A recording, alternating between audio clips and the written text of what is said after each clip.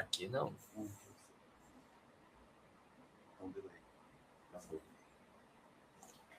Olá, galera! Tudo bom com você? Quero desejar uma boa tarde para quem está assistindo ao vivo. Quero desejar bom dia, boa tarde, boa noite para você que não pôde assistir ao vivo, mas que está acompanhando de qualquer hora, seja depois da escola, seja no final de semana, seja que horas for.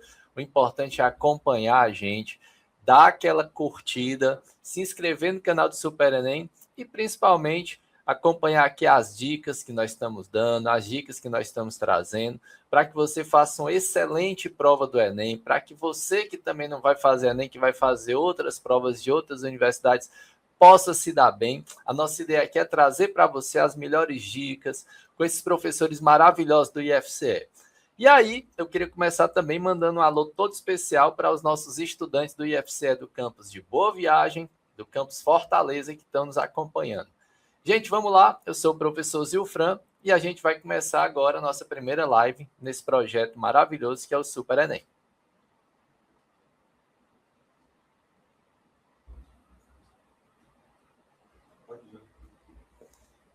E sem delongas, né? Já mandando aqui um abraço para a Raíssa, para a Juliana, para a Júlia Thalita. Gente, um abraço, obrigado pela audiência de vocês, tá? E vamos começar, né? Hoje a gente vai começar a ver algumas questões da disciplina de História, na área de Ciências Humanas. E hoje a gente vai começar abordando essa temática de revoluções sociais e políticas na Europa moderna.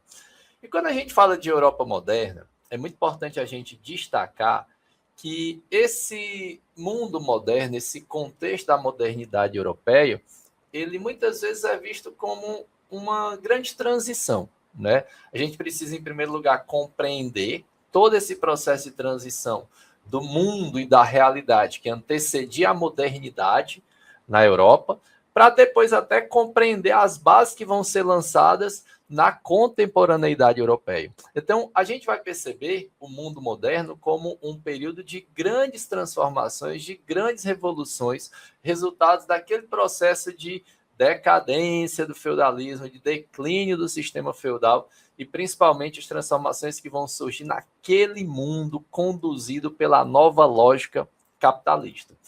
E a gente começa fazendo uma abordagem desses principais processos revolucionários que a gente vai destacar hoje. Não são os únicos, não são os mais importantes, eles têm a sua importância histórica, mas a gente vai ver vários outros processos revolucionários, mas hoje a gente vai destacar especialmente o renascimento cultural, a reforma religiosa e as revoluções inglesas do século XVII. E aí no próximo encontro a gente também vai destacar outros processos revolucionários nessa Europa moderna e também já chegando no continente americano. Mas hoje, né, a gente vai ter aqui como grande destaque o renascimento cultural, a reforma religiosa, tá? E essas revoluções inglesas do século XVII que vão se tornar o primeiro movimento que vai abolir na Europa Ocidental, e aí sempre importante destacar, a gente está falando de Europa Ocidental, tá? Quando a gente fala principalmente de feudalismo, e principalmente aquela formação de estados modernos, que aqui, no caso da Inglaterra, vai haver esse pioneirismo dessa Revolução Inglesa, já no século XVII, com a abolição do absolutismo e a implantação de um liberalismo político, com a introdução do sistema parlamentar, que inclusive permanece até hoje lá na Inglaterra, né? E a gente começa destacando as transformações que a Europa passava naquele mundo moderno. E é importante que você entenda que esses grandes movimentos que a gente está destacando, especialmente quando a gente fala de renascimento cultural e de reforma religiosa, é muito importante você destacar como reflexos de uma época, reflexos de um processo de transição. A primeira lembrança que eu quero fazer para vocês é que num processo de transição, nós temos as transformações, certo? É muito importante você observar que numa transição, eu converso muito isso com os nossos estudantes quando a gente está em sala de aula, eu gosto até de usar a analogia do gráfico, né? A transição, é um processo, é um período, é uma realidade em que você vê novas realidades convivendo com velhas realidades, né? Então, a gente tem aquelas velhas, aquelas estruturas mais arcaicas, aquelas estruturas que estão, né, prevalecendo, meio que ainda prevalecendo, e novas estruturas que vão surgindo. Então, na transição, a gente vai perceber, e aí você imaginar em um gráfico, que o velho vai começando a entrar em decadência e o novo vai começando a ascender. Então, na transição, a gente vai ter essa convivência do velho que está em decadência, mas que ainda está prevalecendo, com o novo que está em ascensão. Até que, é claro, vai chegar um momento em que aquele novo vai prevalecer. Não quer se dizer necessariamente que aquele velho vai desaparecer. E o que eu estou chamando de velho? O que eu estou chamando de novo? Eu estou chamando de velho, de novo, as grandes estruturas, as grandes características. Então, na transição do feudalismo para o capitalismo, que é essa transição da Idade Média para a Idade Moderna, a gente vai ter aquelas velhas estruturas econômicas, sociais, políticas, religiosas, culturais, tipicamente feudais, tipicamente características do feudalismo europeu durante o período medieval, ao mesmo tempo em que vão surgindo as novas características econômicas, sociais, políticas e religiosas. E é o que a gente vai perceber? Que essas novas características econômicas, sociais, políticas e religiosas vão surgir na chamada Baixa Idade Média e vão começar a evoluir. E, paralelamente, elas vão crescer, enquanto que as alternativas, as características feudalistas vão entrar em decadência. E aí, como eu disse, vai chegar um momento em que essas novas características vão superar as velhas. Né? E quais são essas novas características? Eu estou chamando de capitalismo. Então, na transição da Idade Média para a Idade Moderna, a gente vai ter essa transição, essas estruturas feudais em decadência em paralelo com as estruturas capitalistas que vão prevalecer. Né? Professor, e quando é que o capitalismo vai se tornar predominante? A gente pode até adiantar dizendo isso. Quando é que o capitalismo se torna efetivamente predominante na Europa Ocidental? É a partir do século XVIII, com a Revolução Industrial. Quando você lê, quando você escuta, né, quando você vê os professores de vocês conversando sobre a Revolução Industrial, vocês percebem que uma das características da Revolução Industrial, até uma das consequências, é essa consolidação do sistema capitalista. Então, nessa ideia, nessa analogia do gráfico que eu estou pedindo para você imaginar, você vai perceber que, na prática, o capitalismo só se torna efetivamente, definitivamente, um sistema dominante a partir da industrialização lá no século XVIII, passando pelo século XIX. Né? Ou seja, cronologicamente já na Idade Contemporânea. Então, a gente entende, muitos historiadores vão trazer essa Idade Média como todo um período de transição. Perdão, eu falei Idade Média, a Cidade Moderna. A Cidade Moderna é como todo esse período de transição, em que velhas estruturas feudais, elas estão cada vez mais decadentes e dando cada vez mais espaço a novas estruturas que representam o capitalismo. E aí eu trouxe essa tabela para você, para que você entenda o que é que eu estou chamando de velho sendo substituído pelo novo. Ora, na Idade Média, né, na Europa Ocidental, e sempre ressaltando que o feudalismo é um sistema que vai acontecer na Europa Ocidental, a gente vai ter essas bases, economia, sociedade, política. No próximo slide eu vou chamar aqui a religião e a cultura. E a gente vai perceber essas transformações, né? E eu lembro, mais uma vez, elas são gradativas, vai ser ao longo de séculos. Quando a gente fala de transição do feudalismo para o capitalismo, a gente vai perceber que essa transição ela começa no século XI, com o renascimento comercial e urbano. Né? A gente tem até aquela subdivisão alta Idade Média, que é o período de formação e consolidação do feudalismo, e a chamada Baixa Idade Média, que é quando se inicia esse processo de decadência do feudalismo como uma consequência das cruzadas. E aí o que você lembra? Que no feudalismo prevalece uma economia agrária, uma economia que tem como principais atividades econômicas a agricultura e a pecuária. Lembrando, novamente, eu estou falando de Europa Ocidental, porque quando a gente fala de Oriente, nesse período aí, né, do período do chamado medievo europeu, século VIII, século IX, século X, você tinha um comércio muito intenso no Império Bizantino, por exemplo, no Extremo Oriente. E aí também, até aproveitando, podemos mais uma vez lembrar, ou trazer outras lembranças, que um dos fatores que vai favorecer a própria ruralização europeia vai ser a expansão muçulmana. Lembre-se que os muçulmanos, a partir do século VII, a partir do pós-Maomé, dentro da lógica da jihad ou guerra santa, os muçulmanos vão se expandir em direção ao Oriente, mas também em direção ao Ocidente. Então, a partir da Península Arábica, os muçulmanos vão se expandir em direção ao Oriente. Aquela região toda do Irã, do Iraque, que é a Mesopotâmia, a região da Pérsia, né, que é o atual Irã, o próprio Afeganistão. Então, os muçulmanos se expandem em direção ao Extremo Oriente, mas eles também vão se expandir em direção ao Império Bizantino e vão ficar atacando o Império Bizantino, vão dominar o norte da África, vão dominar a Península Ibérica a partir do início do século VIII. Então, quer dizer, os muçulmanos eles também vão contribuir com esse fechamento do mar Mediterrâneo para o Ocidente europeu. Então, a gente percebe que na Idade Média Europeia, na chamada Alta Idade Média, aonde nós temos o contexto do feudalismo, eu tinha uma economia baseada na agricultura e na pecuária, uma subsistência, até por causa das dificuldades do comércio, dificuldades impostas pelos conflitos internos, mas também pelos conflitos e pela expansão inimiga externa. E aí, como o comércio praticamente vai desaparecer dentro da Europa Ocidental, principalmente com outras regiões, né, a gente vai perceber que há uma necessidade dessa produção econômica de subsistência. Então, vai haver uma produção voltada ao abastecimento das demandas internas. A utilização de moeda praticamente vai desaparecer, já que há uma necessidade, né, de produção para o consumo imediato, já que praticamente não há excedentes, né, já que praticamente não há comércio, a gente vai ver uma redução substancial do uso do comércio. Em alguns livros, em até algumas questões, você vai encontrar que é colocado que a economia feudal ela é amonetária. E aí esse prefixozinho A é um prefixo de negação, dizer que não tem moeda. Tome muito cuidado.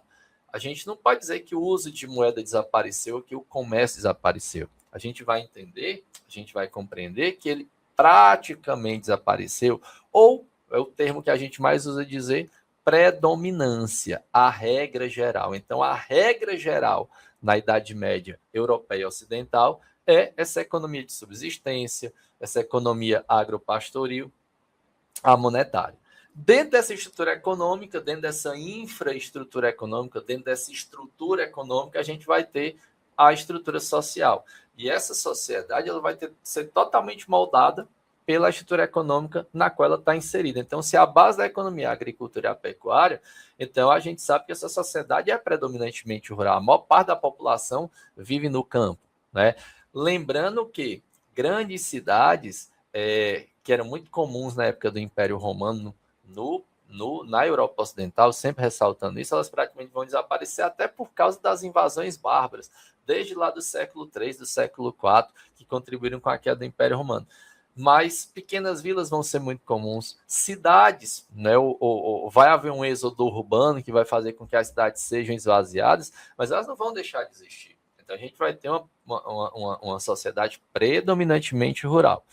Outro detalhe importante é que é uma sociedade estamental, ou seja, praticamente não há mudança de grupos sociais. A gente tem dois grupos sociais muito bem definidos, a nobreza, né, e o clero dentro do grupo social dominante e os servos dentro do grupo social de dominados. Esses servos que podem ser camponeses, podem ser vilões, mas também cuidado com a complexidade. Quando a gente fala de clero, não entenda o clero como um grupo social homogêneo.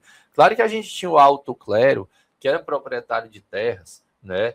Que essa alta hierarquia eclesiástica que tinha poder, o poder econômico das terras, mas ela era inclusive minoritária, não pode esquecer do baixo clero. Aquele baixo clero que está ali nas pequenas vilas, aquele padre, aquele capelão, aquele frade, aquele frei, aqueles grupos monásticos que muitas vezes, ou na grande absoluta maioria das vezes, fazem voto de pobreza. Então eles estão mais identificados com os grupos mais baixos, tá bom? Então, a sociedade imóvel, praticamente não há mobilidade social, onde é muito forte as relações de dependência, senhores e servos.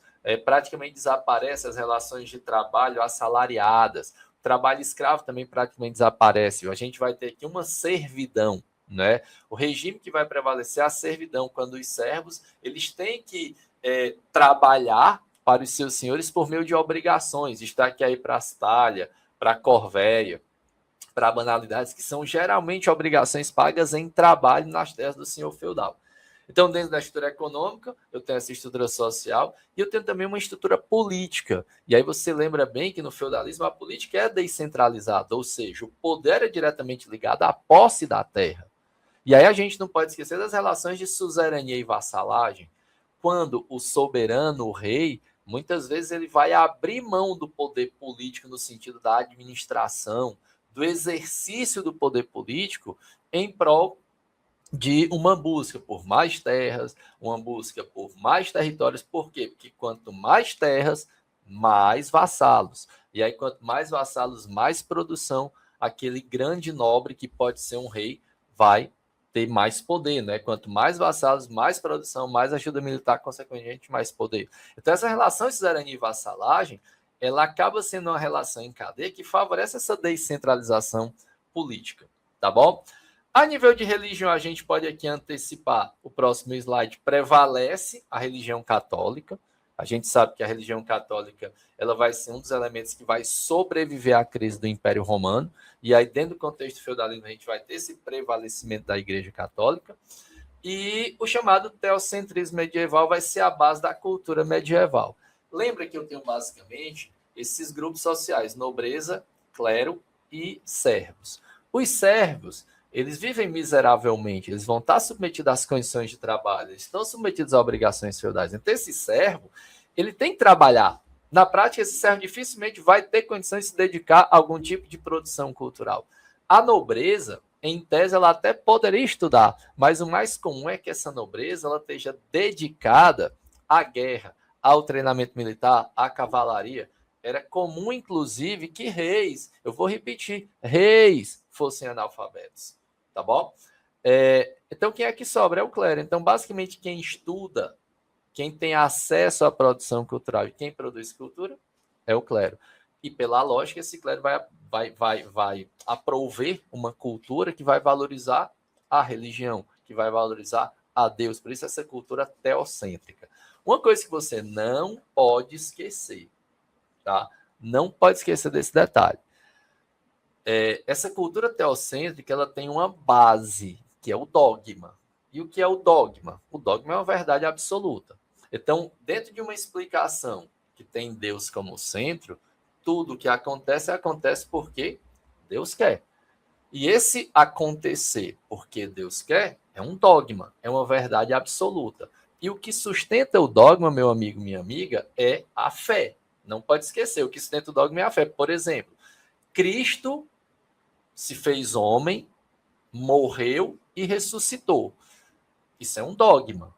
Agora, por que você acredita nesse dogma? Porque você tem fé. O que sustenta esse dogma é a fé. Porque a gente sabe que fisicamente, humanamente, é impossível um ser humano morrer e ressuscitar. De onde é que a gente acredita que a gente está no século X, por exemplo, que há 1000 anos uma divindade se fez homem, morreu e ressuscitou? É porque você tem fé. Então é muito importante que o fundamento do dogma é a fé e a gente deixa isso guardado, tá bom? E aí eu volto para a comparação para lembrar o seguinte. Perceba que a gente tem essas estruturas, ó, é o que eu falei, naquela ideia do gráfico. O velho, né, as velhas estruturas econômicas, sociais, políticas, religiosas e culturais, que todas juntas a gente chama de feudalismo. O que vai acontecer a partir das cruzadas? A partir das cruzadas, na Baixa Idade Média, a gente vai ter o chamado renascimento comercial. Aí você começa a perceber, ó, aqui, ó, o comércio começa a surgir lá na Península Itálica e começa a crescer.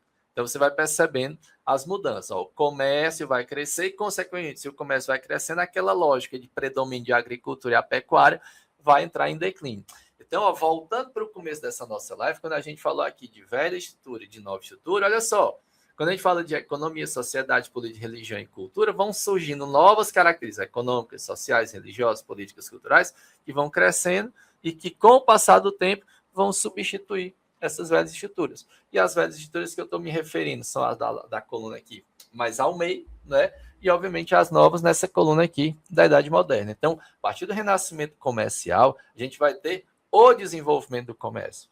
E o desenvolvimento do comércio, ele não combina, por exemplo, com a subsistência e com a autossuficiência. Ele combina com a produção de excedentes. O desenvolvimento do comércio, ele exige, né, a utilização de moedas. As moedas, elas se tornam necessárias e fundamentais no comércio, e você sabe disso. Então, essa estrutura monetária, o dinheiro, ele é interessante, necessário e importante para o comércio, né? Então, o comércio ele precisa dessas estruturas. Ele precisa, por exemplo, de sistema de pesos e medidas. E a gente vai ter aqueles sistemas, a polegada, o palmo, a jarda, a onça, né? Então, precisam de sistemas. E, obviamente, por exemplo, nessa determinada região, a referência pode ser a polegada do vendedor, pode ser a polegada do senhor feudal, mas pode ser a polegada do grande nobre da região. Detalhe, que se o nobre morre, ou se aquele senhor feudal morre, o filho dele vai ter uma polegada diferente, né? Então a polegada ela varia muito entre o comprador e o vendedor. Então são empecilhos que lá na frente é que vão ser resolvidos. Então você percebe que o comércio ele surge na Baixa Idade Média e começa a crescer, né?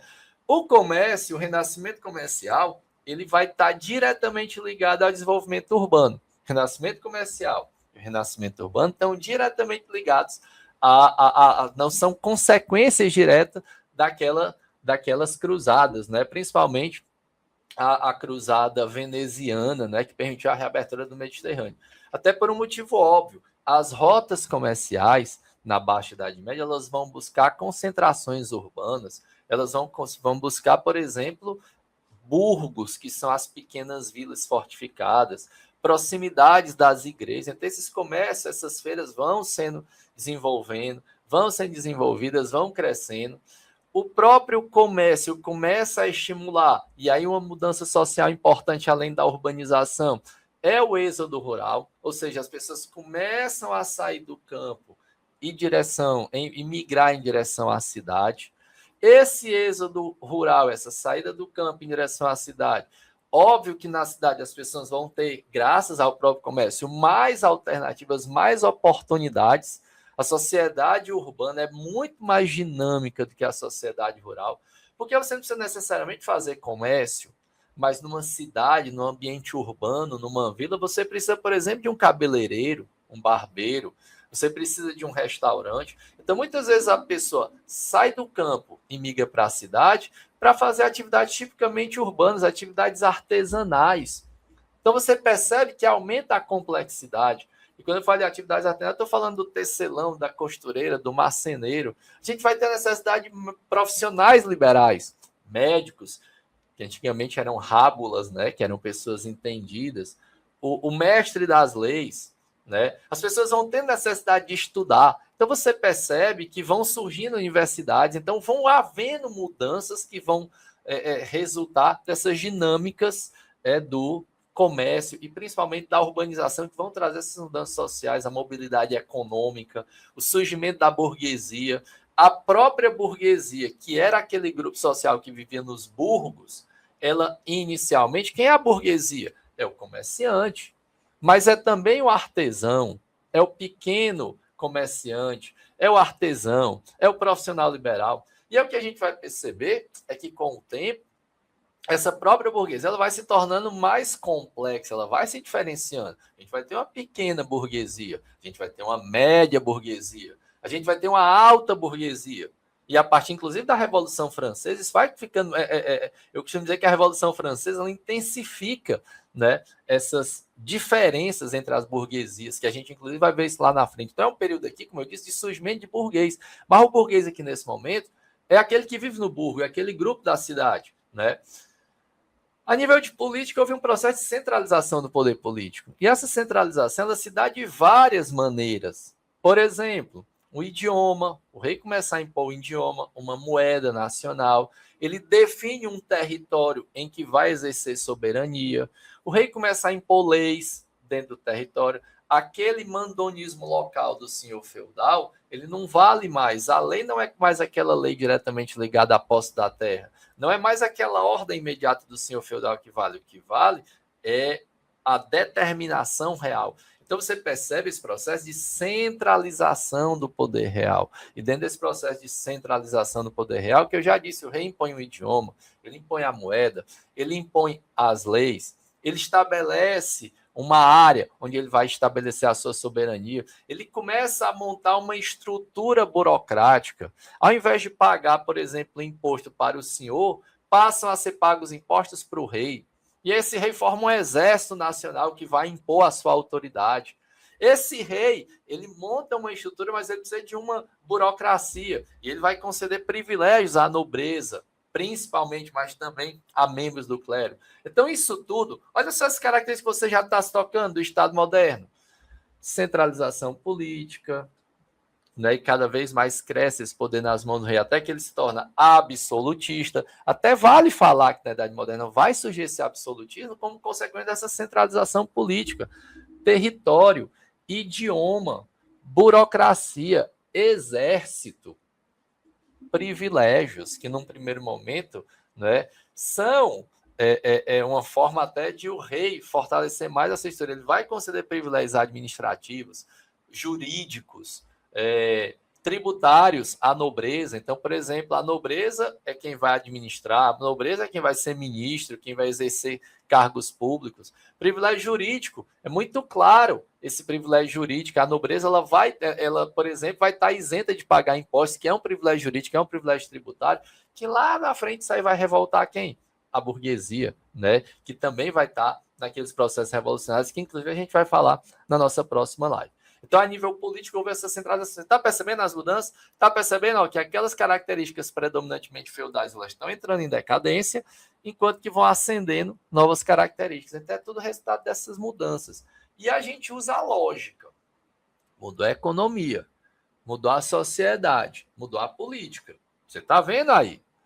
Entre os séculos 12, 13, 14... principalmente ali naquele século XIV, século XV, a gente vai ter as pestes. No século XIV, a gente vai ter a peste, né? Famosa peste negra, a gente vai ter as revoltas camponesas, a gente vai ter a Guerra dos 100 Anos. São elementos que vão meio que sepultar de vez aquele feudalismo, são elementos que vão realmente dizer, feudalismo, você vai cair, você não tem mais volta. Então, essas transformações, você percebe, também não são aqui, da noite para o dia. Séculos 11, 12, 13, 14, se intensifica no século XIV, chega no século XV. Lembrando que só com a Revolução Industrial é que o sistema que surgiu aqui, que você já está tocando, que é o capitalismo, vai se tornar dominante. Se toca que é só no século XVIII que a gente vai ter Revolução Industrial, que a gente vai ter Revolução Francesa, né? Mas é claro que houve alguma precursora que a gente vai citar hoje, no caso político, que é a Revolução Inglesa. Mas raciocina. Mudar a economia, mudar a sociedade, mudar a política. Com certeza vai mudar a forma de pensar. Então, cronologicamente, as mudanças culturais elas até vêm primeiro, e vão exercer influência nas mudanças religiosas. Se você prestar atenção, cronologicamente, essas mudanças culturais que recebem o nome de renascimento cultural, elas começam no século XIV. Renascimento cultural, essas mudanças culturais começam exatamente aonde? Na Península Itálica. Se liga. Gente, é muito óbvio. Mudou a economia, mudou a sociedade, mudou a política. É natural que mude a forma de pensar. Então, onde é que vão iniciar-se ou se iniciar essas mudanças culturais? Onde começou as mudanças econômicas e sociais, ou seja, na Península Itálica. A Itália é o berço do Renascimento. É o berço do Renascimento primeiro porque lá foi a primeira região onde aconteceram aquelas mudanças econômicas, renascimento comercial, mudanças sociais, renascimento urbano. Mas destaque-se também que na Itália havia a herança cultural greco-romana, que é a referência dessas mudanças culturais, né? A Itália tinha sido o berço do Império Romano, então naturalmente lá havia mais preservação da cultura clássica. Então muda-se a forma de pensar, muda-se a cultura em oposição ao teocentrismo, começa a surgir uma cultura antropocêntrica que valoriza o homem, uma cultura racional, humanista, né? O que é o racionalismo? É aquele conhecimento que vem através da razão. Então, no conhecimento racional é o que eu posso ver, ouvir, é o que eu posso tocar. E olha só, eu lembro para você que o teocentrismo ele tem base em dogma. O racionalismo, a razão, ela tem base em quê? Na experiência, no empirismo. Então, essa nova forma de pensar, essas novas práticas culturais, elas se baseiam na experiência, né? Então, enquanto que o racionalismo é sustentado pelo experimentalismo, pelo empirismo, lembra que o dogma era sustentado pela fé, né? Então, o antropocentrismo, o humanismo, o racionalismo, a valorização o empirismo, né, que é a valorização da experiência, a valorização da cultura clássica, esses elementos vão, de uma forma genérica, serem chamadas de renascimento cultural, que vai ali nos séculos XIV, XV, principalmente no século XVI, vai se espalhar pela Europa Ocidental. Então, essas mudanças culturais, inclusive o termo renascimento, ele é um termo pejorativo. Lembra que o termo renascimento, ele reflete muita ojeriza a Idade Média, que vai ser chamada pelos renascentistas de Idade das Trevas. Então, a proposta renascentista é até de romper com essa Idade Média, resgatar aquela cultura clássica. E aí, gente, é muito lógico. Mudou a economia, mudou a sociedade, mudou a política, mudou a forma de pensar, naturalmente vai ser questionada a própria religião. Se você prestar bem atenção, cronologicamente, as mudanças religiosas elas vão vir por último. Reforma religiosa ela só começa no século XVI, a partir de 1517, com a reforma luterana. Então, a lógica é mudar a economia, mudar a sociedade, mudar a política. Eu estou abordando fortemente essas transições, né? Para poder, a partir daí, mudar a cultura e, consequentemente, se questionar a religião. E um fator importante para isso vai ser a invenção da imprensa. A impressão de obras, mas também a impressão da Bíblia vai permitir uma livre interpretação da Bíblia. Tudo isso que vai favorecer a chamada reforma religiosa, que perceba que é muito reflexo dessa realidade. Porque eu também preciso que você entenda o seguinte: já houveram tentativas anteriores, já houveram críticas anteriores à Igreja Católica. Tá? No próprio século XV, final do século XV, começo do século XVI, você vai ter críticas à Igreja Católica. Mas entenda e perceba que nesse século XVI existem instituições mais fortes, mais poderosas, que estão entrando em atrito com a Igreja Católica. A gente tem, por exemplo, uma Igreja Católica que condena o lucro e a usura, mas você está se tocando que o lucro e a usura, que é o empréstimo à usura, são base do capitalismo. Então, a burguesia ela precisa de uma adequação dessa lógica religiosa à própria estrutura capitalista. O próprio Estado absolutista. É muito simples você pensar. Será que a gente tem os bispos locais? Será que o rei absolutista prefere que ele nomeie um bispo local identificado com ele ou que o Papa nomeie? Então, o bispo vai ser um instrumento de disputa. Então, a gente vai ter reis querendo interferir na Igreja Católica. O Papa não vai aceitar. Então, acaba sendo, nesse Estado absolutista, muitas vezes necessário uma alteração, digamos assim, das práticas religiosas, uma religião melhor adequada à estrutura do Estado absolutista. Então, entenda que a reforma religiosa também é período dessas transformações. Perdão, também é resultado dessas transformações. Eita, enganchou. É resultado dessas transformações do período. Então, entenda, olha, pode parecer que a gente está passando muito tempo aqui, mas essa tabela, gente, é uma tabela fundamental. É muito importante que você perceba esse aspecto comparativo entre a Idade Moderna e o seu período anterior, que é a Idade Média, todas essas transformações, né? Trazendo a analogia do gráfico, você está percebendo que está mudando tudo, né? Então, essas características aqui, elas vão ter presença e vão exercer uma influência muito grande nos processos revolucionários. Porque o que acontece? Já dando um spoiler aqui do que vai acontecer. Você percebe que a burguesia começou pequenininha. E a burguesia vai crescendo, o comércio vai crescendo, as cidades vão crescendo. Essa burguesia vai começar a ser letrada. Você vê que o renascimento cultural, essa ideologia renascentista, ela tem muito a ver com a burguesia. Ela não se desliga totalmente da igreja. Ela até critica, mas não desliga. Tanto é que a gente tem obras renascentistas de cunho religioso. Mas, ao mesmo tempo, a gente vai ter uma ciência muito forte no Renascimento que vai bater de frente, né, com as lógicas, com as ideias, com as concepções religiosas. A Igreja Católica, por exemplo, não queria a dissecação de cadáveres, né? E vai ser nesse período que a gente vai ter a anatomia moderna se desenvolvendo. Da mesma forma, a própria burguesia ela vai questionar a religião católica e vai apoiar o surgimento de uma nova ideologia religiosa mais adequada ao modelo capitalista. E a verdade é que essa burguesia, como eu falei dando spoiler, ela vai crescer, ela vai se desenvolver. Essa burguesia lá na frente, ela começa a ter cada vez mais poder econômico, ela vai ter prestígio social. E lá na frente vai faltar ela só o poder político. E aí, para tomar o poder político, ela vai derrubar o absolutismo. Então é tudo muito natural, né? Como resultado dessas transformações. Feita essa revisão zona e antes de ir para as questões, eu vou aqui no nosso chat, né, para ver algumas observações aqui. A Eduarda, por exemplo, ela diz, né, que a questão da pouca moeda tem a ver com os burgueses. Na verdade, essa questão da pouca moeda, Eduardo, perceba o período, né, tem a ver com a própria realidade, com a estrutura vigente, ao mesmo tempo que, com o passar do tempo, essa estruturação monetária, a própria unidade monetária, ela vai ser fundamental para o comércio, porque raciocínio, o que é melhor para o comércio? É bem melhor para o comércio que eu tenha uma moeda única em todo um território de um país, né? Até para a gente não ter aquela questão de câmbio, de variação cambial, de troca cambial. Então, para isso é necessário um Estado forte. Perceba que o Estado ele é necessário para a burguesia, num primeiro momento, para permitir a estabilização do comércio, o desenvolvimento e o posterior crescimento. Tá bom?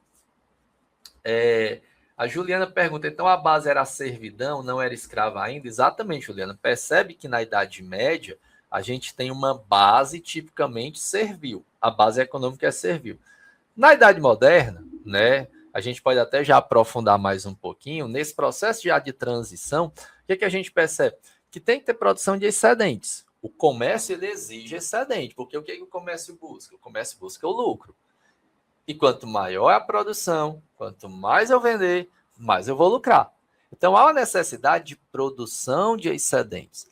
Essa necessidade de produção de excedentes vai fazer com que, muitas vezes, o trabalho assalariado ele se torne insuficiente, digamos assim. O trabalho servil é um trabalho muito voltado à autossuficiência. Então, a necessidade cada vez maior de ampliar a produção vai levar ao desenvolvimento do trabalho escravo. E essa escravidão ela vai se dar principalmente no continente americano, porque o que é que você percebe? Que nesse período aí, exatamente nesse século XIV, ora, se eu preciso de moeda, se aumenta a demanda por moeda, aumenta a demanda por metais preciosos. E aí os estados europeus, eles vão esgotar suas minas. Os metais preciosos vão desaparecer. Então, vai haver uma demanda muito grande também por metais preciosos, por novas áreas produtoras, de produtos que possam ser comercializados. E aí, em busca disso, desses metais preciosos, em busca de novas áreas produtoras de produtos comercializáveis, em busca de um novo caminho para as Índias, os países vão partir para a expansão marítima.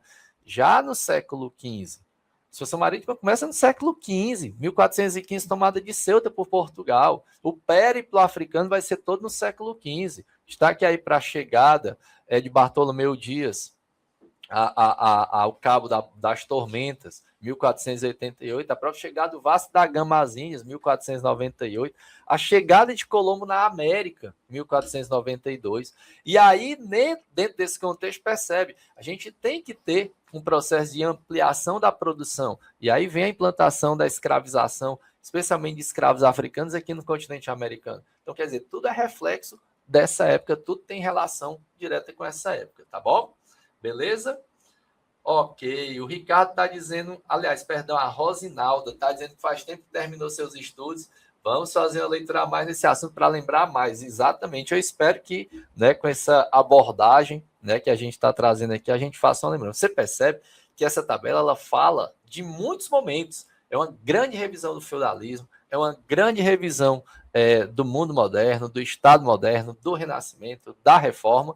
E, acima de tudo, é uma grande preparação para esse processo de avanço burguês, avanço capitalista. Vai estar tudo muito interligado, né? Então, um abraço a todos vocês que estão aí nos acompanhando ao vivo, né? Não esquece de fazer a sua inscrição no nosso canal aqui do Super Enem. Não esquece de dar o like. Eu estou vendo aqui que tem poucos likes, tem muita gente assistindo, mas tem pouco like. Por favor, dá o like aí, ajuda a gente, né? Fala para os teus colegas, para as tuas colegas que acompanham as nossas aulas, vocês aí que são pais, mães, coloca os teus filhos para assistir essas nossas videoaulas e também as lives do Super Enem, tá bom? Então vamos para as questões. Feitas essas abordagens, vamos aqui para as questões, né, que eu acho que agora a gente tem melhor condição de analisar essas questões, tá bom?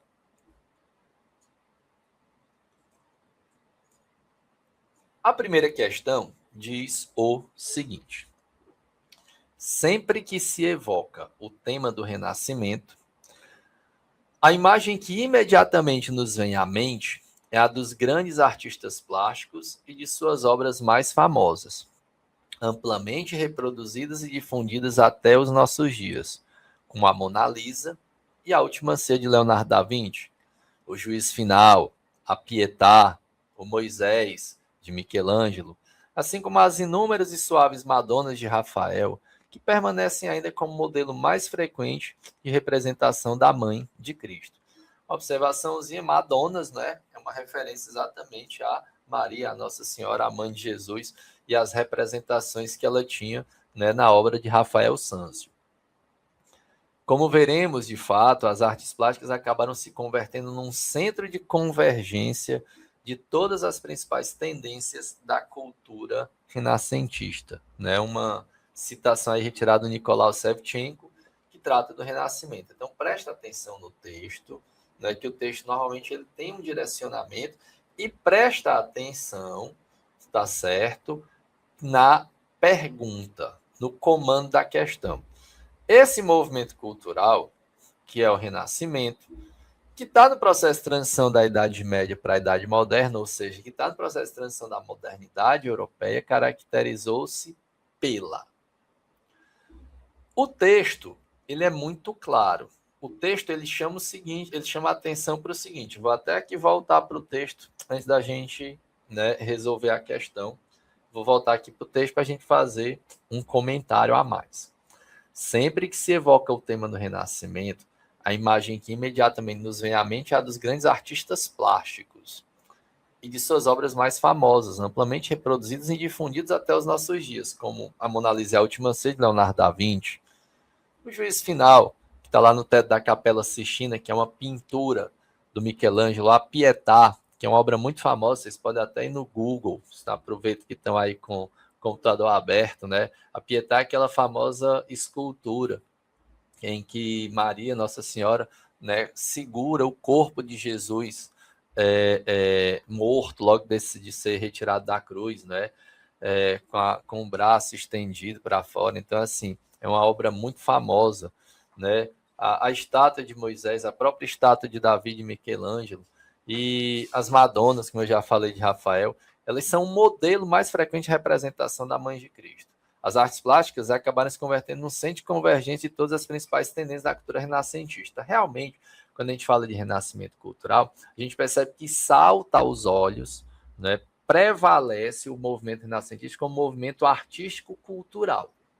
Tá? O movimento renascentista ele é muito artístico-cultural. Os grandes destaques, os grandes nomes, né, estão aqui presentes. E o próprio Leonardo da Vinci, muitas vezes ele é destacado pelas artes plásticas. Mas a gente não pode esquecer que o Leonardo da Vinci era tido como um artista completo, mas também como um cientista completo. Eu não trouxe aqui, peço até perdão, mas você acha facilmente. Leonardo da Vinci ele fez estudos de anatomia. Meu amigo, minha amiga, eu sempre me chamo a atenção e me impressiona, e eu mostro muito essa imagem para os meus alunos. Leonardo da Vinci ele desenhou uma criança no feto, uma criança no útero da mãe. Então, ele desenhou como é que a criança está lá no útero da mãe durante a gravidez. Leonardo da Vinci ele fez esses estudos de anatomia. Leonardo da Vinci ele desenhava perfeitamente, ele era um arquiteto. Além de anatomista, ele era um arquiteto, ele era um escultor, era um pintor, que é o que o torna mais conhecido, mas ele era um inventor.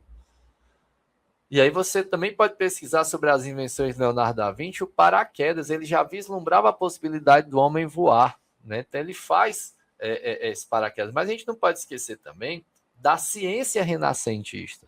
Na ciência renascentista, a gente tem os estudiosos que estudavam a anatomia humana. E aí eu ressalto aí Miguel de Cerver, né? Por exemplo, o próprio Leonardo da Vinci, lembrando também que a história da medicina é muito assustadora. Tem até o livro Assustadora História da Medicina, que esses primeiros estudos de anatomia, eles se davam de forma clandestina.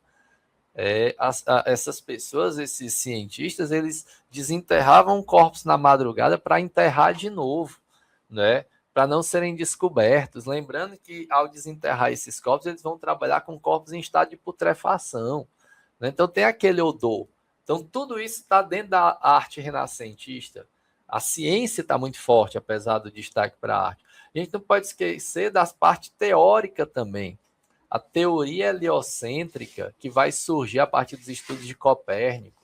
Né? Teoria heliocêntrica que vai se contrapor ao geocentrismo, que a Terra é o centro do universo e em torno da Terra giram o Sol e os outros planetas que prevaleciam. Nicolau Copérnico, até influenciado, Galilei vai chegar e vai comprovar também que, na verdade, é que a Terra gira em torno do Sol. A própria concepção de esfericidade da Terra é desse período e é fundamental para as grandes navegações. Vocês que estudam expansão marítima, você lembra. A crença que prevalecia anteriormente era que o mar tinha um abismo. Inclusive, se você tiver oportunidade, onde quer que você esteja, se você olhar assim no horizonte, você vai perceber, você tem a impressão que o céu está encostando. Você pode estar onde você estiver. Você olhar para uma montanha ali na frente, o céu está encostando. Se você olhar para qualquer coisa lá na frente, o céu parece estar encostando. E no mar, isso parece estar muito mais próximo. Então havia uma crença que ali no mar o céu está encostando na água, e na verdade aquilo ali era um abismo, em que caía tudo dentro, até o céu. Quando na verdade vem-se a concepção de que a Terra, na verdade, é redonda e que aquilo ali é só uma prova da esfericidade da Terra. Isso faz com que isso favorece essa expansão marítima. Então, a parte científica ela também é muito importante, ela também tem que ser destacada a nível de renascimento, ok? Mas esse movimento cultural, inserido no processo de transição da Idade Média para a Idade Moderna, você percebe, ele é reflexo de todas aquelas transformações, ele se caracterizou pela letra A, validação da teoria geocêntrica. Eu pergunto, o Renascimento, ele validou a teoria geocêntrica de que a Terra é o centro do universo?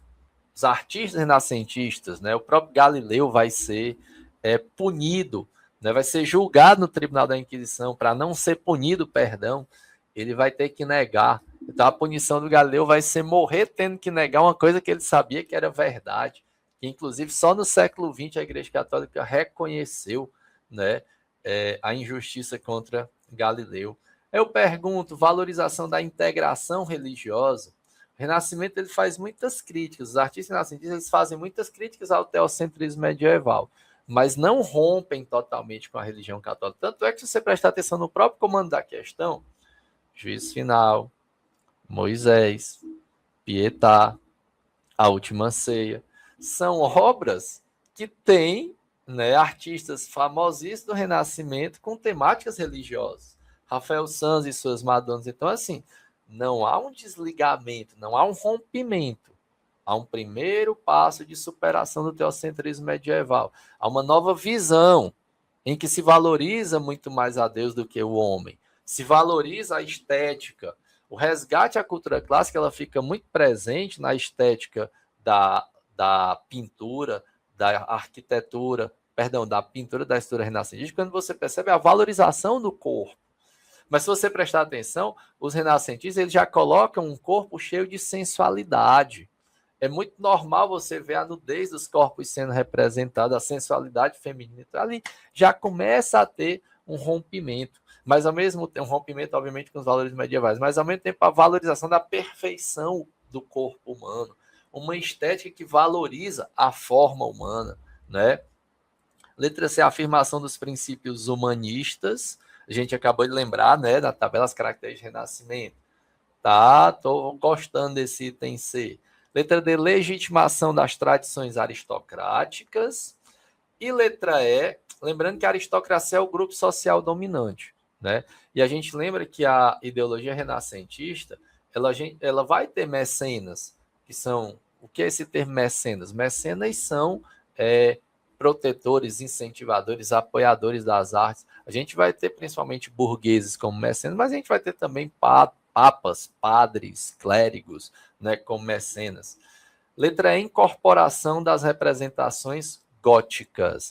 Lembrando que esse gótico, né, vai ser um estilo arquitetônico muito fortemente presente na Baixa Idade Média. Mas eu pergunto, o movimento cultural do Renascimento, ele validou a teoria geocêntrica? Ele valorizou a integração religiosa, ele afirmou os princípios humanistas, ele legitimou as tradições aristocráticas, ou letra E, ele incorporou as representações góticas? Vamos lá, aqui no chat, deixa eu pescar aqui, ver se o pessoal se ligou na resposta. Qual a resposta? Você que está aí acompanhando a gente ao vivo no chat. Deixa eu ver, a Raíssa está falando de item C. Quem mais? Quem está acompanhando aí no chat? Muito bem, a Francinete falando do item C. Deixa eu ver aqui a resposta correta. Todos vocês têm razão, mentes brilhantes, a Lívia. Realmente o renascimento cultural ele é um movimento que valoriza, né, o homem, lembra fortemente o humanismo, o antropocentrismo, eles vão estar fortemente presentes. Né? Eu estou vendo aqui no chat, todo mundo acertou, todo mundo está bem ligado no Renascimento, ok? Então, Renascimento cultural, que é dentro desse processo de transição da Idade Média para a Idade Moderna, uma grande revolução do ponto de vista da cultura, né? Então, a gente vai ver, a gente começa hoje abordando essas revoluções culturais. No item 2, né, diz o seguinte, começa com um texto. Assentado, portanto, que a Escritura, em muitas passagens, não apenas admite, mas necessita de exposições diferentes do significado aparente das palavras, parece-me que, nas discussões naturais, devia ser deixada em último lugar.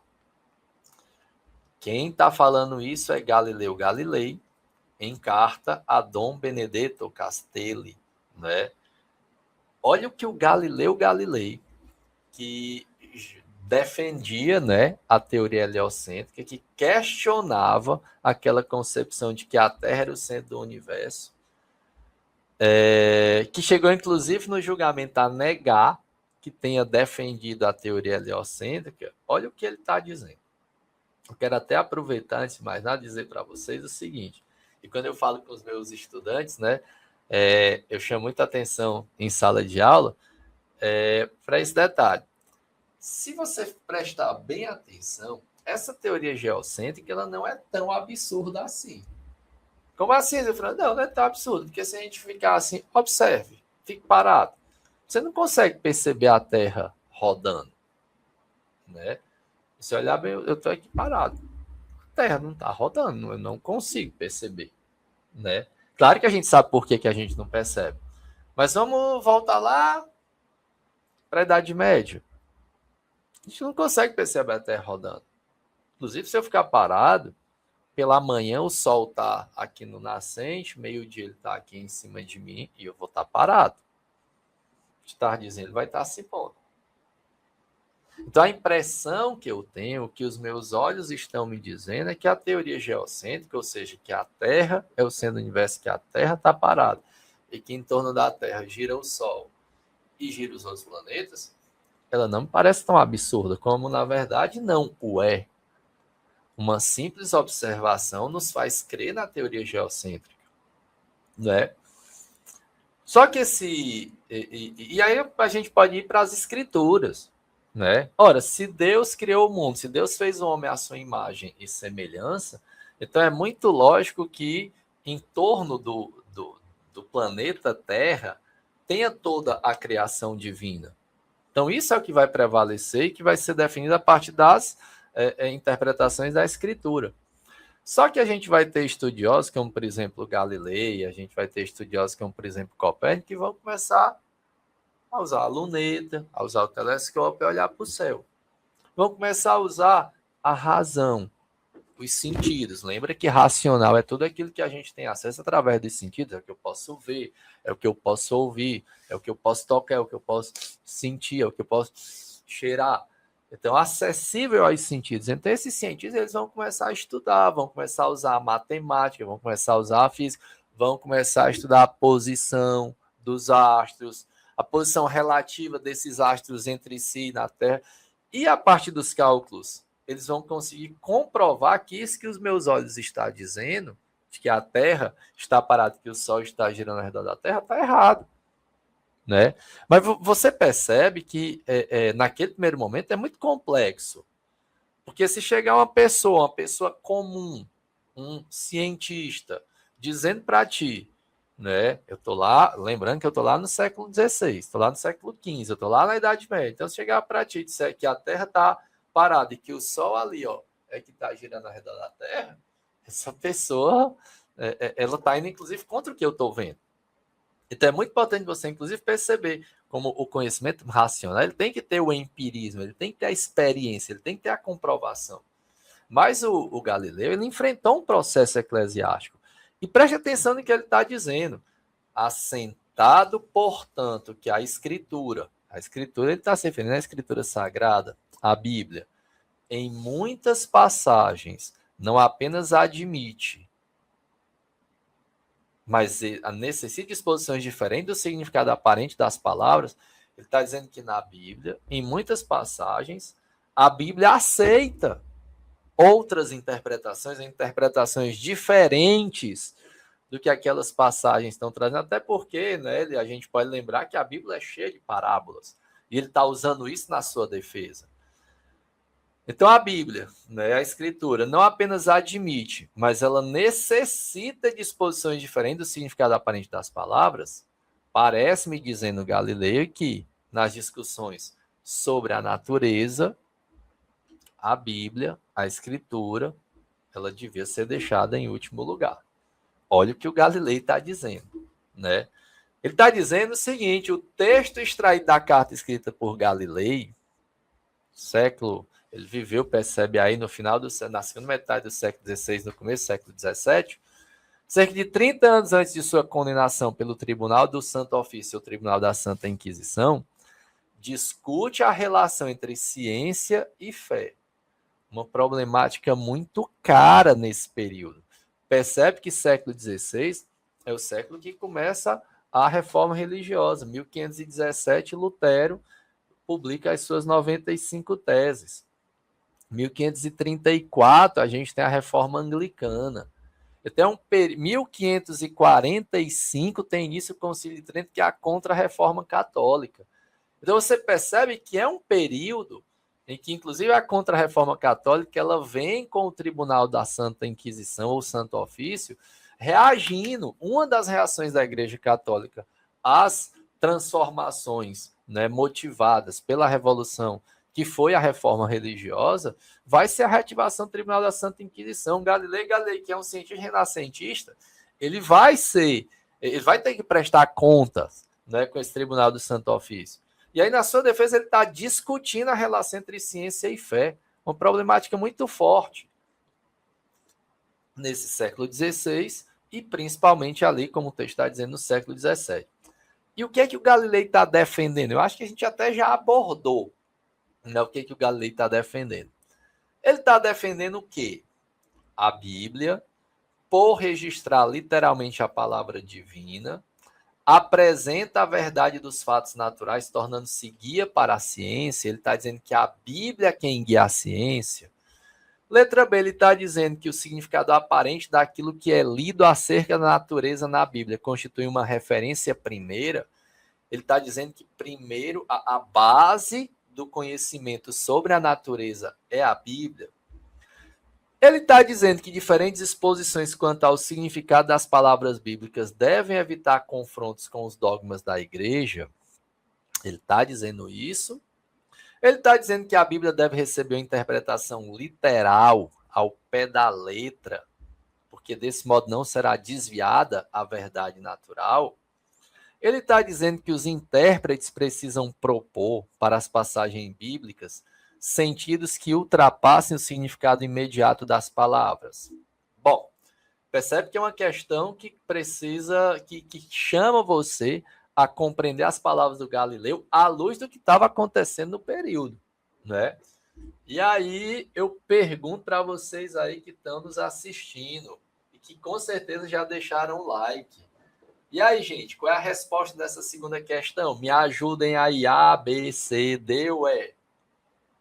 Enquanto vocês estão pensando, enquanto vocês estão respondendo aí, eu vou mandar aqui um abraço para o Pedro, para a Viviane. Eu vi aqui que há pouco uma pessoa falava que é de Caucaia, não é? Caucaia aqui no Ceará. Obrigado, né, por estar acompanhando a gente. Deixa eu só ver aqui quem é que está assistindo a gente de Caucaia. Vocês podem, inclusive, dizer de onde é que vocês estão assistindo a gente, para a gente mandar um abraço, né?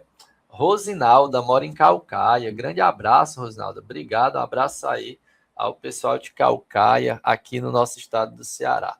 Muito bem, o pessoal está respondendo aqui, o PHzinho, o Pedro, o Eduardo, estão dizendo que a letra E, o Gabriel, a Raíssa, né? Gente, o que diz a letra E? Né? Ele está dizendo que os intérpretes precisam propor para as passagens bíblicas sentidos que ultrapassem o significado imediato das palavras. É isso mesmo. Eu quero, inclusive, chamar a atenção de vocês para os itens estão errados, né? como, por exemplo, o item C, né, que ele está falando que as exposições elas devem evitar confronto com os dogmas da igreja. Não, o próprio geocentrismo era visto como um dogma, não é? A interpretação literal ao pé da letra, ela está negada diretamente pelo texto do Galileu, não é?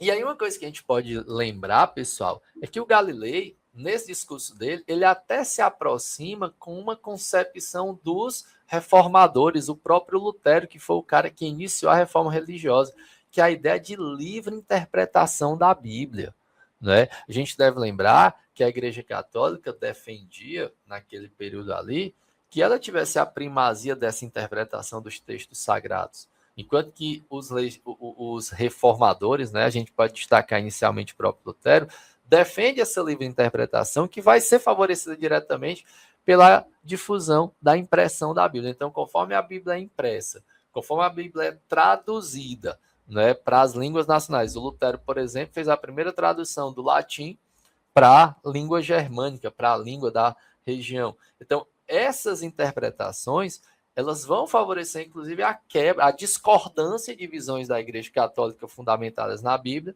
e a quebra dessa unidade cristã que vai representar a reforma religiosa.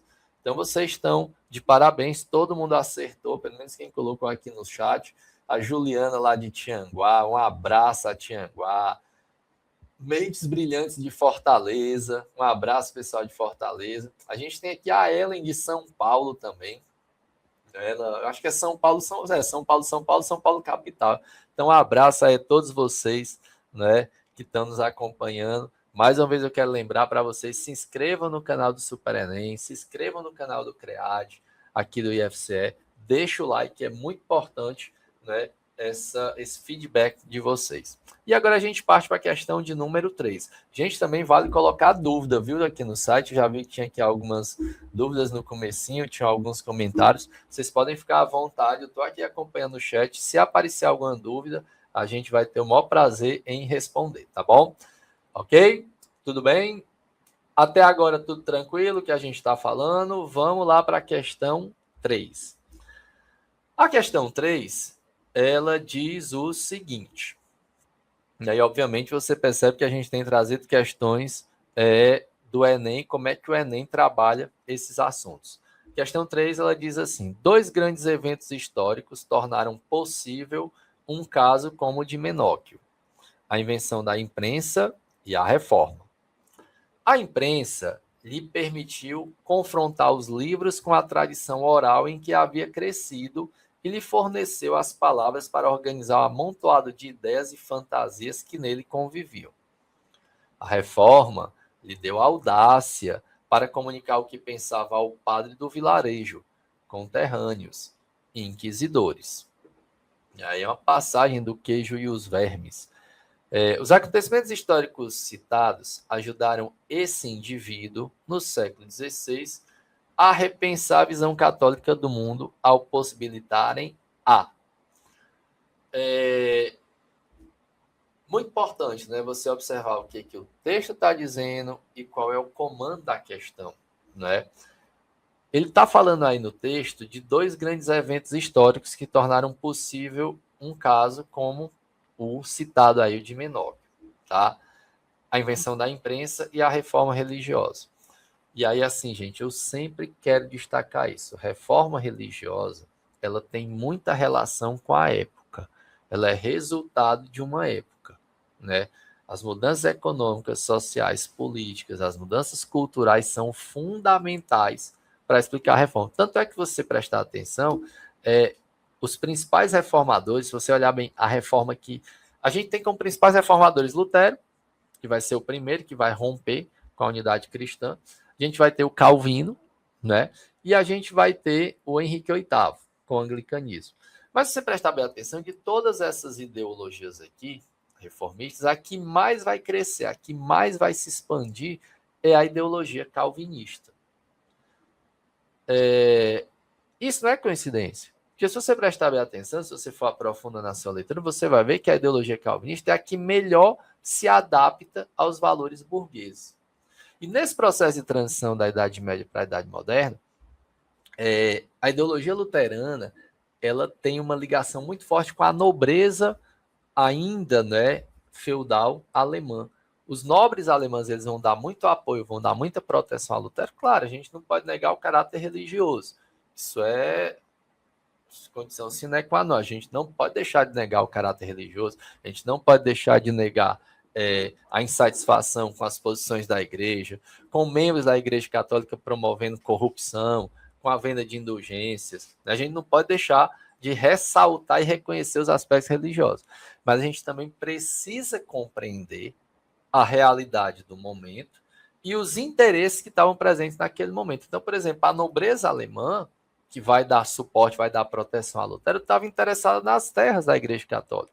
A nobreza alemã, a nobreza, né, ainda com o pensamento feudal, que está preocupada com terras, ela vê no confisco das terras da Igreja Católica uma forma de recuperar prestígio perdido, recuperar poder que cada vez mais vai diminuindo naquela transição da Idade Média para a Idade Moderna, e principalmente naquele século XVI, que foi quando começou a reforma na Alemanha. A reforma na Inglaterra, ela tem relação direta com a questão política.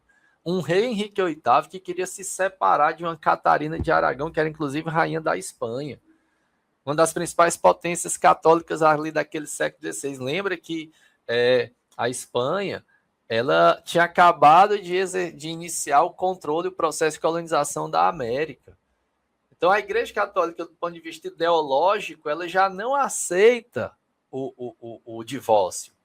Ainda mais um divórcio de um rei, que é o rei da Inglaterra, com uma rainha, com uma princesa de uma potência católica, né? Mas isso tem muito a ver com a própria necessidade de formação do Estado absolutista. É o rei querendo interferir na religião. Mas, como eu disse para vocês, a ideologia que mais vai se expandir é a ideologia calvinista, que é a ideologia que vai dar uma nova interpretação, uma nova visão para a questão do lucro, para a questão do trabalho, né? Para a própria questão da predestinação. Né? A ideologia calvinista ela vai reinterpretar a teologia agostinhana da predestinação, direcionando a uma aceitação do lucro, a uma valorização principalmente do trabalho.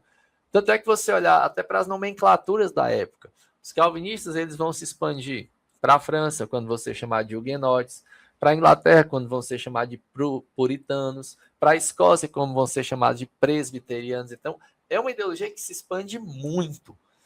E a gente não pode esquecer que outro fator, né, do período é a imprensa. A imprensa, que foi uma invenção de Gutenberg, né? Inclusive as primeiras impressões, por isso o nome imprensa. Lembra muito a lógica do carimbo. Era que eu imagino. Até a invenção da imprensa, para você tirar uma cópia da Bíblia, literalmente tinha que copiar, escrever.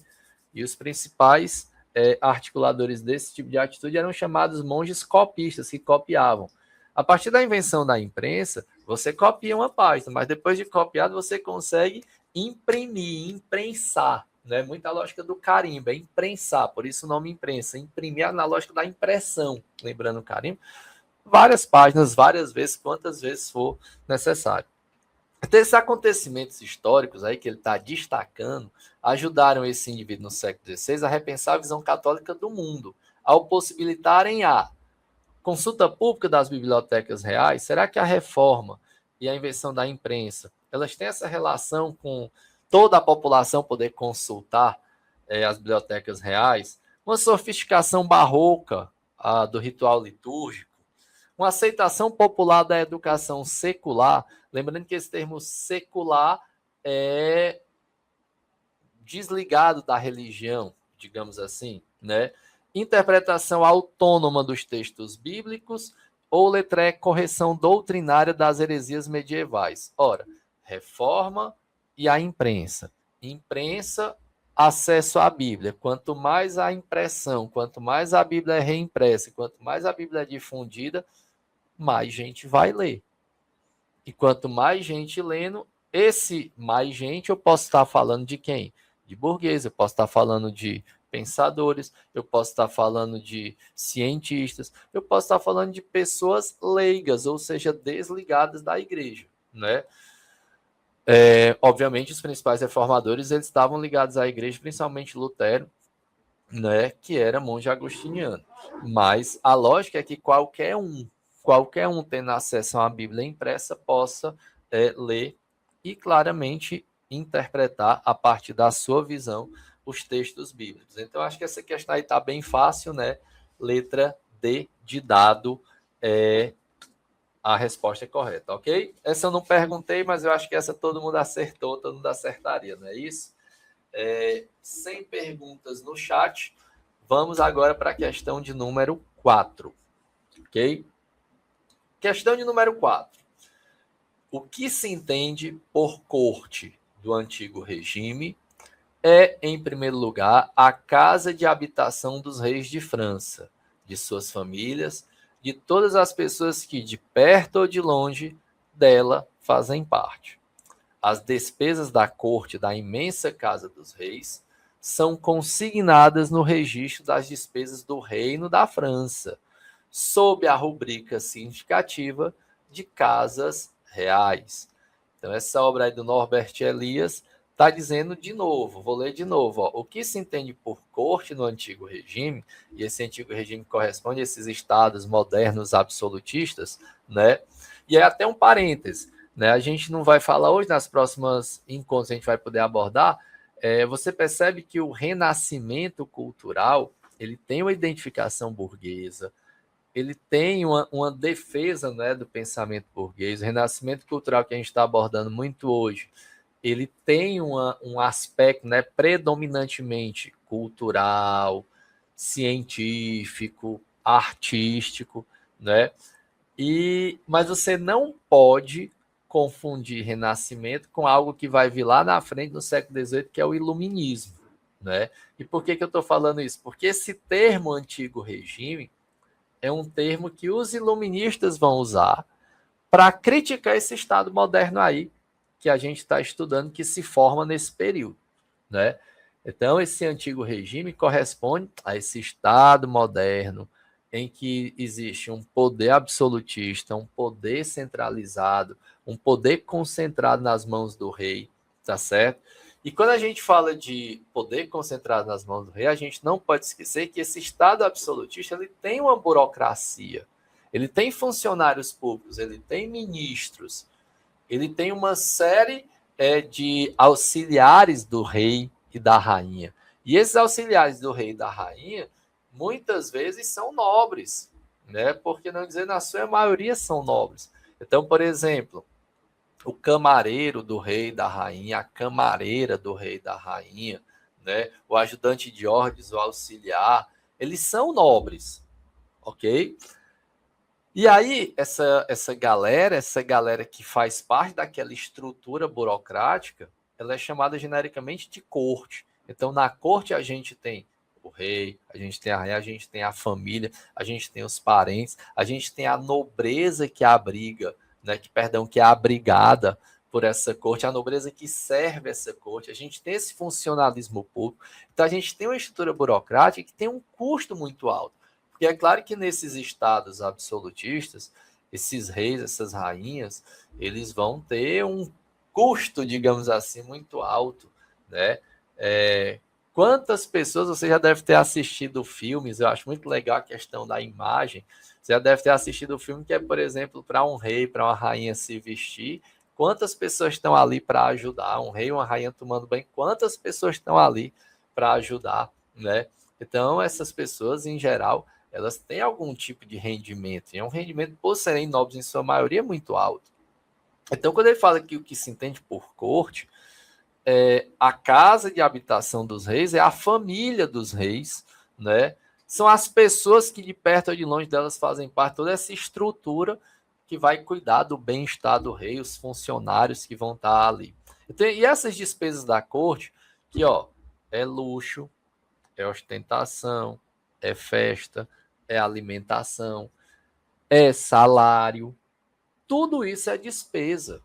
E normalmente, geralmente, numa contradição gigantesca em relação à maioria da população que tem que sustentar essa corte aí com os seus altos impostos. Então, essas despesas da corte imensa, as despesas da corte da imensa casa dos reis, que ele está referindo à casa, não é só aquele castelo, são os castelos, né?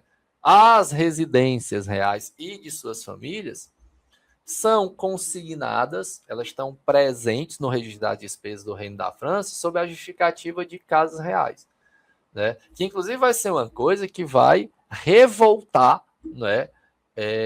Lá na frente, essa burguesia que vai conduzir o processo revolucionário francês, mas que vai revoltar também os camponeses, que têm que pagar altíssimos impostos, né? Os diversos segmentos sociais dos sans-culottes, e assim sucessivamente. Então, algumas casas de habitação dos reis tiveram grande efetividade política e terminaram por se transformar em patrimônio artístico e cultural. Então, algumas dessas casas, alguns desses castelos, né, realmente se transformaram em patrimônio. E um grande exemplo disso é, como ele está falando da França, a pirâmide do faraó Kelps, você se liga, é no Egito, né? A Casa Branca, que não deixa de ser um prédio extremamente importante, é a sede do governo dos Estados Unidos, em Washington. A Catedral de Colônia deve estar se referindo provavelmente à cidade de Colônia, na Alemanha. O Museu Britânico, como o próprio nome já diz, é o museu em Londres, né? Então, essa questão ficou fácil porque a Casa Real, que é o grande símbolo, né, da corte no antigo regime, o grande símbolo da corte, e principalmente do absolutismo francês, é o Palácio de Versalhes, né? Uma curiosidade que o Palácio de Versalhes, gente, ele não tem banheiro, né? Ele tem vários quartos, ele tem várias áreas, vários dormitórios, né? Mas ele não tem banheiro. E aí, muitas vezes meus alunos perguntam, mas que absurdo não ter banheiro, gente. Na época que ele foi construído, século XV, ainda não existia essa água encanada, não existia o sistema de esgoto, né? Então, essa própria estrutura real, preciso que vocês saibam disso, que as casas, em geral, elas não tinham banheiro. Se o Palácio Versalhes não tinha banheiro, obviamente as habitações das pessoas comuns também não o tinham. E aí você me pergunta, e como é que as pessoas faziam a necessidade? Como é que elas urinavam? Como é que elas defecavam? Do mesmo jeito que hoje. Como é que elas tomavam banho? Do mesmo jeito que hoje, né? Mas, e aí eu lembro de novo do filme, né? Se você já deve ter visto filmes que as pessoas tomavam banho aqui no Ceará, quem não está aqui no Ceará, a gente chama de tina, né? Já que era da minha avó, mas era uma espécie de barris, bacias, né? E geralmente a urina, a fezes, ela era depositada em pinicos, né? Que depois eram mandadas para o porão. E aí você, inclusive, se toca que a gente falou há pouco, há alguns instantes a gente falou da peste negra, como as cidades não tinham água encanada, não tinham saneamento, então geralmente esses dejetos eles eram colocados no porão. E isso, claro, vai gerar mau cheiro, isso, claro, vai atrair rato, vai atrair barato, vai atrair inseto, que vai favorecer a proliferação de doenças, né? Então, é também importante frisar que essa falta de água encanada, de saneamento, ela também atingia os castelos. Agora, obviamente, nesses castelos, nessas áreas de nobres, existia toda uma higienização feita por esses funcionários reais, coisa que não era comum, até porque não tinha um espaço nas casas, né, nas residências, nas moradias muito pequenas, nos cubículos que as pessoas viviam. E, infelizmente, essa falta de saneamento é algo que ainda hoje é comum também em periferias brasileiras, né? É algo que ainda não foi totalmente superado, que a gente torce que possa ser superado, tá bom? Então, quarta questão, letra A, de avião. A quinta questão, desde o mundo antigo e sua filosofia, o trabalho tem sido compreendido como expressão de vida e degradação, criação e infelicidade, atividade vital e escravidão, felicidade social e servidão, trabalho e fadiga. Na modernidade, sob o comando do mundo da mercadoria e do dinheiro, a prevalência do negócio, negar o ócio, veio sepultar o império do repouso, da folga e da preguiça, criando uma ética positiva do trabalho. Então, olha só uma lembrança importante que na antiguidade clássica, especialmente em Roma, o ócio era valorizado. Por quê? Porque as pessoas que tinham melhores condições financeiras, elas podiam comprar escravos e colocar escravos para trabalhar para elas. Então, se eu tenho a capacidade econômica de colocar o escravo para trabalhar para mim, então eu passo a ter tempo para me dedicar à leitura, para me dedicar às artes, né, à época, para me dedicar, por exemplo, à teoria política, para me dedicar, por exemplo, a ler, à oratória, à didática. Então, lá no mundo antigo, o trabalho braçal era visto como algo negativo. Só que o texto está falando aqui o seguinte, ó,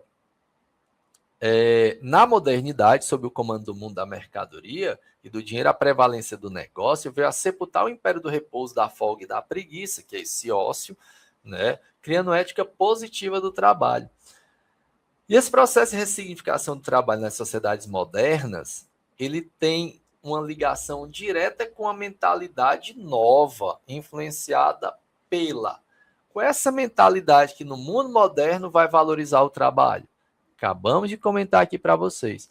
A ideologia que melhor vai se adaptar no contexto da reforma religiosa aos valores burgueses e capitalistas é exatamente a ideologia calvinista. Essa ideologia que vai valorizar o trabalho a partir da ideia, da reinterpretação da ideia da predestinação. Então, o trabalho ele passa a ser visto como forma positiva, até porque o trabalho ele é necessário para o modelo capitalista.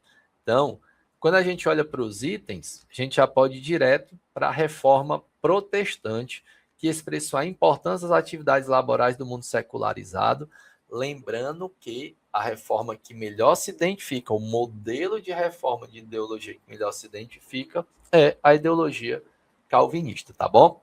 Já me encaminhando para o final, eu quero mandar um abraço também para a Thaís, lá de São Paulo, o Emanuel João, né?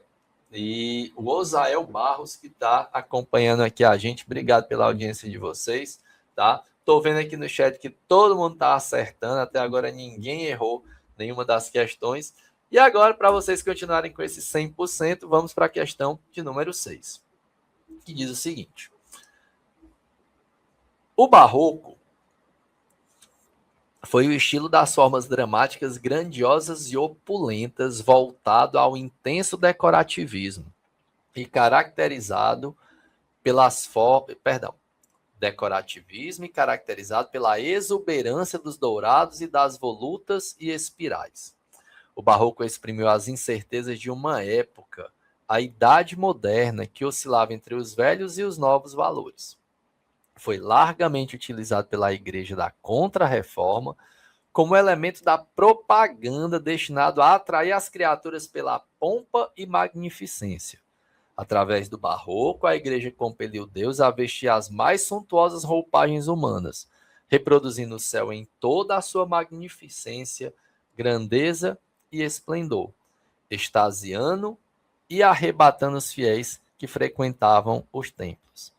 O movimento estético-cultural do texto constituiu-se historicamente em uma resposta às, né? Eu estou vendo aqui o pessoal está se identificando. O Osael é do Maranhão. Obrigado, Osael. E o Emanuel é de Natal. Então, aqui, muito legal, Natal, né? Rio Grande do Norte, querido Rio Grande do Norte. O Maranhão, ele está falando do estado, mas não diz a cidade. A gente tem várias cidades aqui do interior do Ceará. Um abraço para vocês. Perceba que na questão de número 6, ele está falando do barroco. E ele está destacando que esse barroco ele foi largamente utilizado pela Igreja da Contra-Reforma. Lembra, pessoal, que nesse processo de transição da Idade Média para a Idade Moderna, nesse processo de transformações econômicas, sociais, políticas, religiosas e culturais, paralelo à reforma religiosa e até ajudando essa reforma religiosa, tem a ideologia renascentista, né? Só que a Igreja Católica ela vai reagir ao movimento de reforma com a chamada Contra-Reforma Católica. E essa Contra-Reforma Católica, essa reação da Igreja Católica, ela foi iniciada a partir do famosíssimo Concílio de Trento, né, que foi convocado a partir de 1545 pelo Papa Paulo III. E a Contra-Reforma ela vai ter uma série de características. A primeira é a reafirmação dos dogmas católicos. A Igreja Católica vai fazer uma análise, né, dos seus dogmas, das críticas que vem sofrendo, mas como consequência ela vai reafirmar esses dogmas, tá? A Igreja Católica vai reafirmar, ela vai reafirmar esses dogmas que eram combatidos, como, por exemplo, a Santíssima Trindade, a salvação pela fé e pelas boas obras, a infalibilidade do Papa, o celibato, que o Lutero vai criticar, né, o celibato, que é essa castidade dos clérigos. Então, a Igreja Católica vai fazer essa reafirmação, ok? Ao mesmo tempo, a Igreja Católica vai reativar o Tribunal do Santo Ofício, o Tribunal da Santa Inquisição, para combater essas heresias. E a gente deve lembrar que a Contra-Reforma, a reação da Igreja Católica, ela vai envolver também a busca por novos fiéis. Perceba, eu não estou falando de recuperação de fiéis, eu estou falando de busca de novos fiéis. E aí você se toca que eu estou em 1545, que eu estou iniciando essa Contra-Reforma no século XVI. E você também se liga que em 1545, século XVI, é o ano da colonização da América. Né, os europeus chegaram na América, espanhóis na área da América definida como espanhola, os portugueses na América portuguesa, e aí, dentro dessa lógica da colonização, contextualizada pela Contra-Reforma e apoiada pelos estados católicos, a Igreja Católica vai estimular a catequese. A busca de novos fiéis representada pela catequese das novas populações, as populações das áreas dominadas na América. E aí vai ser muito forte a ação de companhias religiosas, e aí o destaque aí vai ser dado à Companhia de Jesus, ou Ordem dos Jesuítas, né?